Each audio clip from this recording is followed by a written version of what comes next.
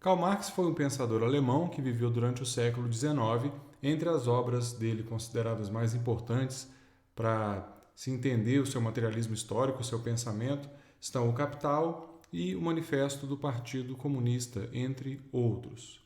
Marx pensou a história, pensou o desenvolvimento da história de uma maneira um pouco diferente de Hegel, apesar de ter algumas semelhanças com o pensamento dele. Uma das semelhanças é a ideia de que a história é um processo dialético. Hegel, falava que as mudanças aconteciam no processo histórico de dentro para fora, na sequência, naquele desdobramento entre tese, antítese e chegava numa síntese e aí o processo recomeçava. Marx concorda com essa ideia de Hegel de que a história se processa dialeticamente. Só que quais os termos, quais os elementos que têm mais peso nesse processo histórico? Essa resposta para o Marx é diferente da resposta do Hegel. Diferente de Hegel, por exemplo, Marx achava que a filosofia tinha sim um caráter utópico, que ela podia sim pensar a realidade, pensar em como a realidade poderia ser melhor, mais racional, mais justa e permitir que as pessoas tivessem vidas melhores e dessem vazão às suas potencialidades, que a história caminhasse por um rumo mais humanizado. E então, diferente do Hegel, Marx via a filosofia como uma ferramenta de atuação na realidade mesmo, de reflexão, mas também de modificação, de interferência na realidade. Além disso, enquanto Hegel é um representante do idealismo alemão, que dava uma ênfase maior à racionalidade, às ideias e tal, Marx dá mais ênfase nos elementos materiais, nos elementos concretos dessa criação da vida. Por isso que para o Marx, o que está no centro da existência humana é justamente o trabalho. O trabalho entendido como essa categoria central na existência humana e que tem tudo a ver com colocar a mão na massa mesmo, com afetar, atuar, interferir, transformar, mexer com a realidade que nos cerca. E, por meio do trabalho, viver, sobreviver, garantir as ferramentas e tudo que a gente precisa para sobreviver nessa realidade. O trabalho entendido, então, como uma ação que envolve tanto um planejamento mental, pensar sobre aquilo que a gente vai fazer, quais são os objetivos, quais são as etapas, quanto uma execução física, quanto fazer, quanto realizar na prática aquilo que se está planejando. O trabalho é visto, então, por Marx como aquela atividade que tem como objetivo satisfazer a necessidade da pessoa que está realizando a tarefa.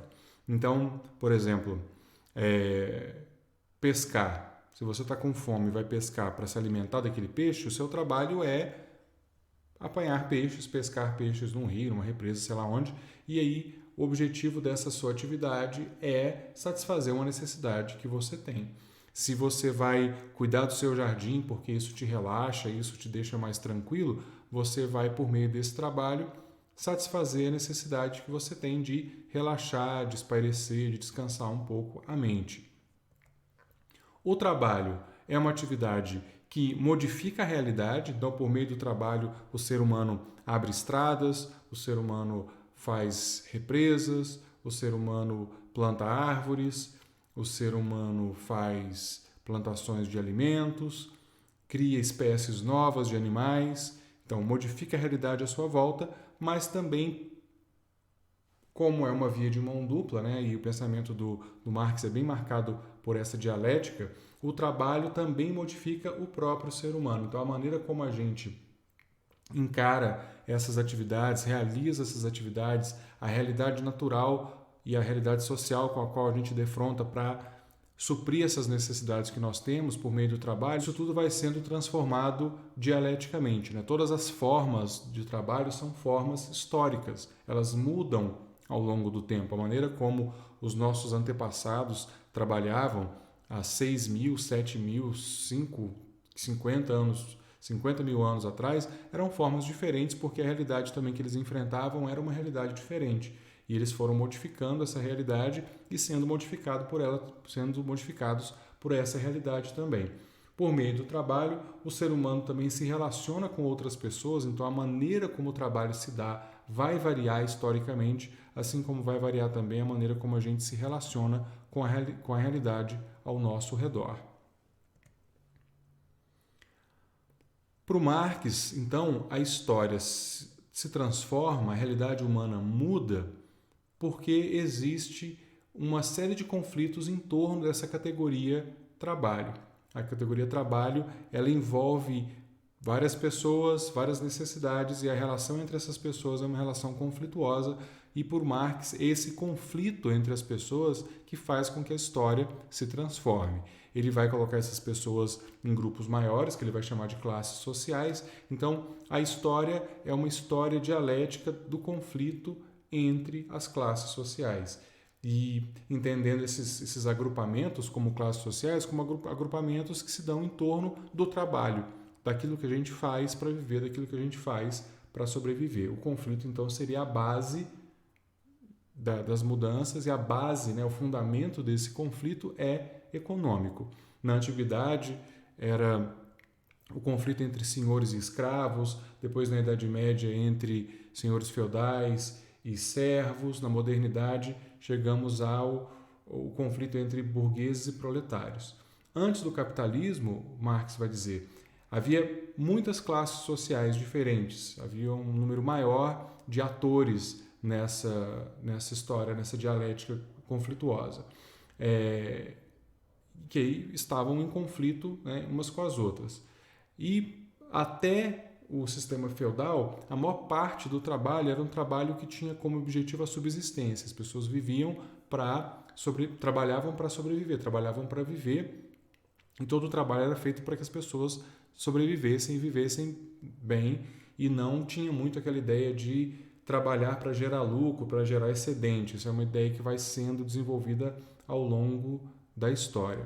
E essa economia, que é o fundamento da história humana toda para o Marx, ela é composta de certos elementos. A economia, para ele, vai ser o que ele vai chamar de infraestrutura, e essa infraestrutura é tudo aquilo que determina a nossa realidade concreta, as relações, o ambiente natural, o ambiente social no qual a gente vive.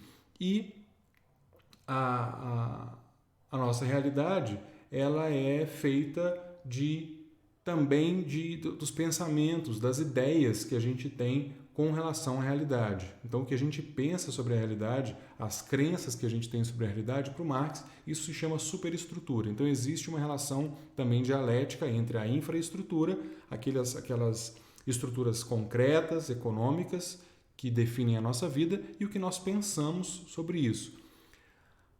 A base para o Marx é a infraestrutura, e ela vai determinar fortemente a superestrutura, mas como o processo é dialético, a superestrutura também interfere na infraestrutura. Então a gente tem aqui uma situação dialética em que uma interfere na outra, mas diferente de certos modelos mais idealistas, a superestrutura não é o que tem o peso maior, e sim a infraestrutura na visão do Marx. O seu materialismo, então, ele vai ser explicado a partir de certos termos. Um dos termos que compõe a infraestrutura é justamente o termo forças produtivas, que é aquilo que é utilizado para produzir a vida, produzir alimentos, produzir as estruturas que a gente usa para viver e tal. Então, como alguns exemplos, são as máquinas, as tecnologias, aquilo que é utilizado para se produzir riqueza, para se produzir os meios para a gente sobreviver. Então, ferramentas, máquinas, uso de tração animal, uso de tração natural. Então, são os artifícios que a gente usa para produzir energia, para produzir os alimentos, para produzir a nossa vida mesmo. E ao longo da história isso vai sendo transformado. O ser humano primeiro usa a sua própria força física, depois ele vai aprendendo e vai desenvolvendo técnicas para usar a força dos elementos da natureza, para os animais, até chegar a criar máquinas que trabalham por ele. Então, ao longo da história teve todo esse desenvolvimento, do trabalho braçal até uma máquina. Além das forças produtivas, Marx também aponta as relações de produção. As relações de produção são o jeito, a maneira como as pessoas se relacionam entre si para produzir as riquezas. Então, enquanto as forças produtivas são as ferramentas, as relações são o jeito que as pessoas vivem umas com as outras nesse meio do trabalho para produzir as suas riquezas. E aí, ao longo da história humana, também teve um monte de maneira diferente. Você tem o escravismo, o servilismo, o sistema capitalista. Em cada um desses sistemas, a maneira como as pessoas se relacionam é diferente. Aquilo que, por exemplo, o servo da gleba deve ou não para o seu senhor feudal era diferente daquilo que um escravo na antiguidade devia ou não para o seu senhor, e também é diferente daquilo que um operário tem como relação com o seu patrão. Então, são relações diferentes. À medida que a história humana vai passando, você tem uma divisão maior do trabalho, o artesanato e a manufatura vão dando lugar a processos industriais, então todas essas transformações vão acontecendo ao longo da história. Para o Marx, uma mudança grande, né, assim, por exemplo, daquele sistema escravista da antiguidade para o sistema feudal, do sistema feudal para o sistema capitalista, do sistema capitalista para o sistema comunista, que é o que Marx desenha como a próxima etapa da economia do ser humano. Para que isso aconteça, é preciso acontecer uma revolução social, ou seja, aquilo que valia no modelo anterior não vale mais, deixa de ter peso. Uma revolução social eclode, então, segundo Marx, quando as relações de produção passam a virar um obstáculo para as forças produtivas. A maneira como as pessoas se relacionam para produzir, essas maneiras ficam obsoletas. Essas maneiras impedem o avanço técnico, o avanço tecnológico. O avanço das tecnologias fica emperrado por relações de produção que passam a ficar antiquadas e obsoletas. No momento em que esse desenvolvimento das forças produtivas é travado pelas relações existentes, esse momento é um momento de ruptura, porque apenas com a mudança nas relações de produção as forças produtivas vão poder avançar e vão poder produzir mais e melhor dentro das suas potencialidades. Então, assim, por exemplo, é como se a gente imaginasse todo o problema que a automação da produção, tanto agrícola quanto automobilística, causa. Porque você tem máquinas, você tem robôs fazendo o trabalho de seres humanos. Aquelas pessoas não vão ter emprego mais. Então, isso cria um problema, porque os robôs, as máquinas, trabalham com mais eficiência, trabalham com mais precisão do que os seres humanos em determinadas atividades. Com isso, produz mais barato, etc.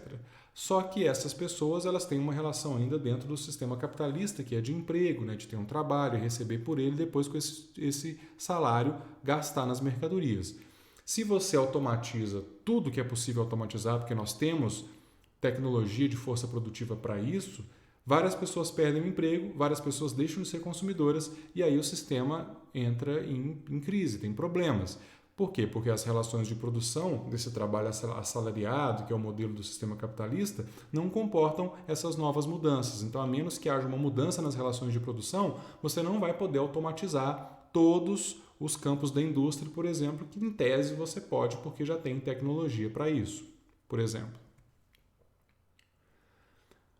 Dentro daquela visão que Hegel lega, né, e Marx se apropria dela, que é a ideia da tese, da antítese e tal, Marx vai dizer que todos os regimes econômicos têm dentro deles as contradições que só podem ser resolvidas quando esse sistema econômico é superado. Então, as contradições do sistema escravista da antiguidade são superadas quando surge o sistema feudal. As contradições do sistema feudal são solucionadas quando surge o sistema capitalista, e as contradições intrínsecas ao sistema capitalista vão ser resolvidas, solucionadas com o advento do sistema comunista na visão do Marx. Só que o que acontece? Uma coisa que o Marx vai dizer que fica muito patente no sistema capitalista é que essas contradições elas podem ser mascaradas, elas podem ser ocultadas.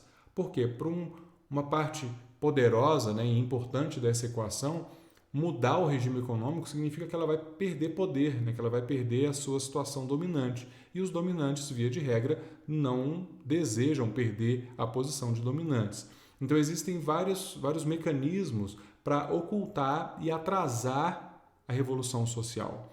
Um dos mecanismos que o Marx vai apontar como muito importante são as ideologias. As ideologias, na visão do Marx, são entendidas como aquelas ideias que tentam parecer interessar a todo mundo, que tentam parecer dizer respeito à vida de todos ou de grandes grupos, quando na verdade essas ideias dizem respeito apenas ao ponto de vista e ao interesse de certos grupos particulares detentores de poder na sociedade. Então, as ideologias que, na visão do Marx, fazem parte lá da superestrutura, vão acabar interferindo na infraestrutura porque fazem com que as pessoas tenham certas ideias e com essas ideias tenham certos comportamentos que vão manter o regime econômico que está estabelecido funcionando ainda do jeito que ele é.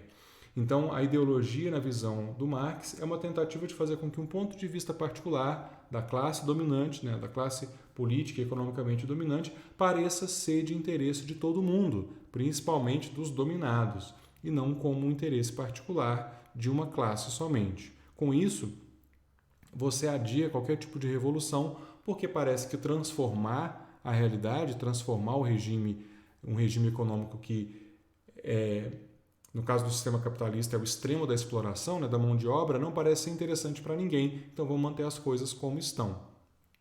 Essa é a função da ideologia na visão do Marx.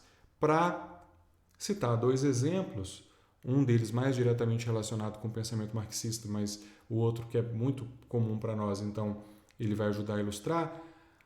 No caso da imagem da propaganda aí de gravata, é o machismo. O machismo é uma ideologia porque ele faz com que ideias que beneficiam e dizem respeito a um grupo só, que é dos homens, e que beneficia apenas esse grupo, que essas ideias sejam divulgadas e propaladas como se fossem verdades naturais, né, verdades indiscutíveis e que beneficiassem todo mundo, quando na verdade o discurso e as ideias machistas elas beneficiam apenas uma maneira de se relacionar com a realidade, que é essa relação de poder que é estabelecida pelo patriarcado, que os homens mandam, as mulheres obedecem.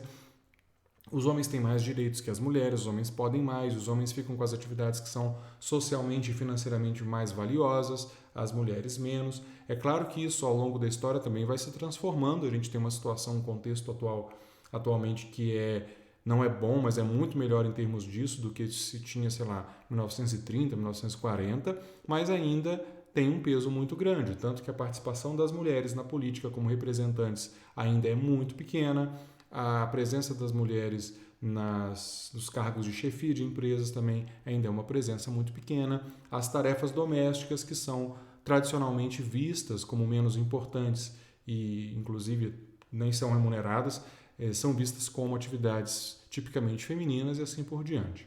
A outra figura diz respeito à naturalização também das diferenças sociais, de você atribuir apenas ao indivíduo o seu sucesso ou o seu fracasso, que nos últimos anos ficou conhecido como meritocracia, né? Se eu ganhei, se eu venci na vida, foi porque eu mereci, porque eu fiz por onde. Se você não venceu, é porque você não se esforçou o suficiente.